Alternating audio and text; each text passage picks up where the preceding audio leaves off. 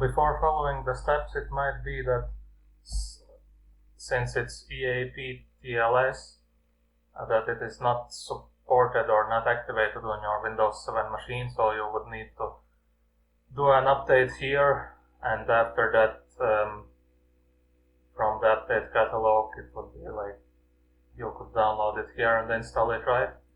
And after that, there is a program that automatically enables it in the registry here from the Easy Fix, right?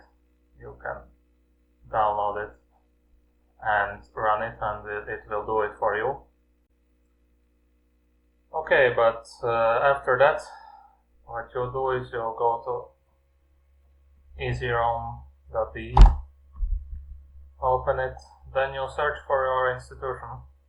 It could be, Free University of Berlin. I will log in for mine.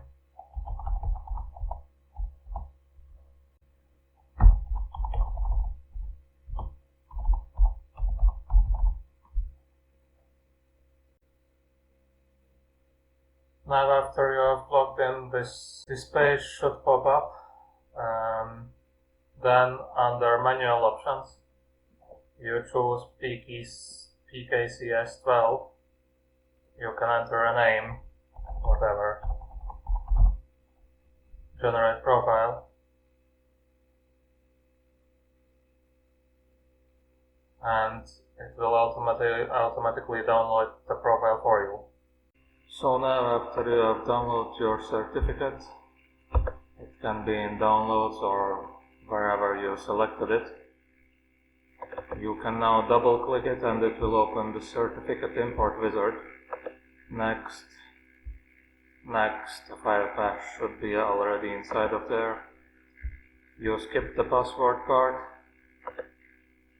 and place all certificates in the following store, and then you click on browse, and there should be the personal folder. Click OK, next, finish. The import was successful. Then you can open the certificate manager by typing search mgr.msc. Open it and see if under the personal certificates, if the certificate is imported, it should look like this. Okay, so then you can go to the Network and Sharing Center, open it, manage wireless networks, add, manually create a network profile. You write eduroam, start this connection automatically, next, set security type, it's VPA to Enterprise AES encryption, start this connection automatically, click next, change connection settings, then security, then change this to Microsoft Smart Card or other certificate, and click on settings. Use a certificate on this computer, use simple certificate selection, and in the Trusted Root Certification Authorities, click on the AA Certificate Services.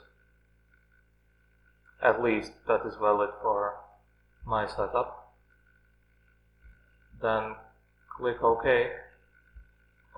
Under Advanced Settings, specify the authentication mode, use user or computer authentication.